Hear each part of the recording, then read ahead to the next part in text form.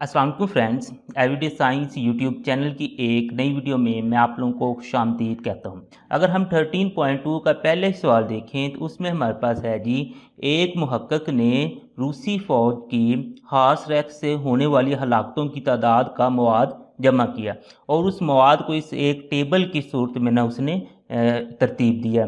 अब वो कह रहा है कि इस टेबल को आप लोग इस्तेमाल करते हुए आप लोगों ने इसका निस्बती तअद्दद मालूम करना है। अगर हमने ना कि किसी भी चीज़ का निस्बती तअद्दद मालूम करना हो तो सबसे पहले हमें ना उसका सिग्मा एफ़ मालूम होना चाहिए। यानी कि अगर हम कहें इस सूरत में तो सबसे पहले हमारे पास मजमूई तअद्दद होना चाहिए। तो मजमूई तअद्दद को हम सिग्मा एफ़ से ज़ाहिर करते हैं। तो मजमूई तअद्दद निकालने के लिए हमें ये जो तअद्दद है इन सब को ना जमा करना पड़ेगा। यानी कि पहले हम 60 लिख लेंगे, उसके बाद फिर 50, फिर 87, उसके बाद फिर हमारे पास 40 आ जाएगा, उसके बाद हमारे पास 32, उसके बाद 15, उसके बाद 10। इन सब को हमने ना कि जमा कर लेना है। तो जमा करने के लिए हम ना कैलकुलेटर का इस्तेमाल करते हैं।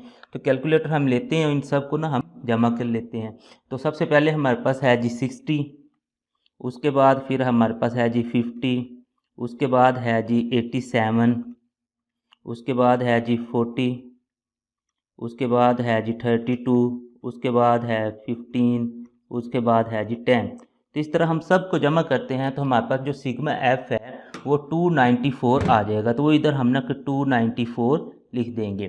तो सिग्मा एफ़ जो है वो हमारे पास 294 आ गया है। अब ये तो हमने ना सिग्मा एफ़ निकालने के बाद अब इस जो हमारे पास टेबल है इसको ना हमने ना कि अपने हिसाब से तरतीब देनी है ताकि फिर ना कि हम इसका निस्बी तअद्दद निकाल सकें। इसी टेबल को हमने कुछ इस तरीके से तरतीब देना है। इस टेबल की फॉर्म में लिखना है हमने इसके मसलन के जो हमारे पास ये वाला टेबल है ना, ये वाला जो हमारे पास टेबल है इसमें अगर देखें ना अमवात की तादाद, अब हमने ना कि अमवात की तादाद को इस तरीके से लिख देना है, तअद्दद को भी हमने इस तरीके से लिख देना है। यानी ये ना हमारे पास रोज़ की फॉर्म में था तो उन्हीं उन्हीं चीज़ों को ना हमने कॉलम की शक्ल में ना लिख देना है। अब आप लोग देखें पहले ये ज़ीरो था अमवात की तादाद में, तो इधर भी हमने ज़ीरो लिख देना है। उसके बाद ये 1 था, फिर 2 था, 3 था, 4, 5 और ये हमने 6। यानी कि ये जो हमारे पास एक रो थी, कतार थी, उसको हमने इस तरह से कॉलम बना देना है। इसी तरह तअद्दद जो है उसको हम ना एफ़ से ज़ाहिर करते हैं। वो भी जो हमारे पास इस तरह से एक कतार थी ना उसको हमने कॉलम की शक्ल में इधर ऐसे लिख देना है। इस तरीके से ना ये हमने सबका लिख देना है। अच्छा, लिखने के बाद फिर अब हम ना के इसका निस्बती तअद्दद निकालेंगे। तो निस्बती तअद्दद का ये फार्मूला मैंने पहले लिखा हुआ है, वो है जी एफ़ बटा सिग्मा एफ़। तो ये हमारे पास है जी एफ़, ये सारे ना एफ़ हैं और सिग्मा एफ़ हमने ना पहले निकाल लिया, वो है हमारे पास 294। तो इसी को इस्तेमाल करते हुए हमने ना अब निस्बती तअद्दद निकालना है। तो इसका अगर हम देखें तो इसका हमारे पास एफ़ 60 है और सिग्मा एफ़ तो हमारे पास 294 है, तो ये सब का 294 ही रहेगा। तो ये 60/294 आ गया। अब इसका जो निस्बती तअद्दद आप लोगों ने निकालना है ना, तो इसको आप लोगों ने ना अब सिंप्लीफाई करके यानी कि काट के लिखना है। तो डायरेक्ट अगर आप लोग पहाड़ा वगैरह पढ़ के काट सकते हैं तो ठीक है, नहीं तो फिर कैलकुलेटर का इस्तेमाल कर लेते हैं कि 60 हमारे पास है, ऊपर हमने 60 ही लिख देना है। उसके बाद ये बटे वाला साइन हमने ना दबाना है। इस कैलकुलेटर में बटे वाला साइन इस तरह से है और कुछ जो दूसरे कैलकुलेटर होते हैं उसमें ना कुछ इस तरह से ना होता है, इस तरह से लिखा होता है। शिफ्ट के नीचे आप लोग देखेंगे ना इस तरह से होगा, तो वो आप लोगों ने बटन दबाना है।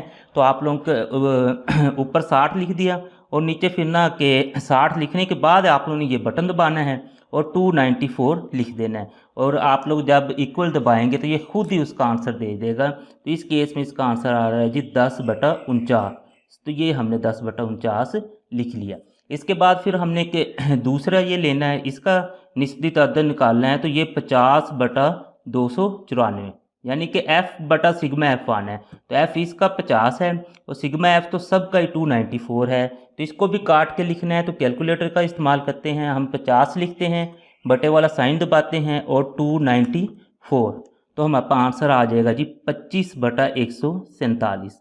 तो ये 25/147 हमने लिख दिया। इसी तरह से अब हम तीसरे पे आते हैं, तो ये हमारे पास 87 है इसका एफ़, और सिग्मा एफ़ तो 294 ही है। तो इसको भी हम ना के सिंप्लीफाई करते हैं कैलकुलेटर का इस्तेमाल करते हुए।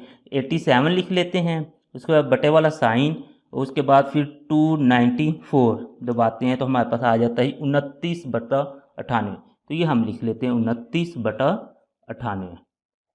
उसके बाद फिर ये वाली जो है, इस रो को देखें तो इसका हमारे पास एफ़ है जी 40, और सिग्मा एफ़ तो हमारे पास 294 ही है। तो इसको भी हम कैलकुलेटर का इस्तेमाल करते हुए सिंप्लीफाई करते हैं, तो हमारे पास आ जाएगा जी 40 बटे वाला साइन 294। तो हमारे पास आ जाएगा जी 20/147, 20/147। इससे आगे चलें तो हमारे पास है जी 32, तो 32/294।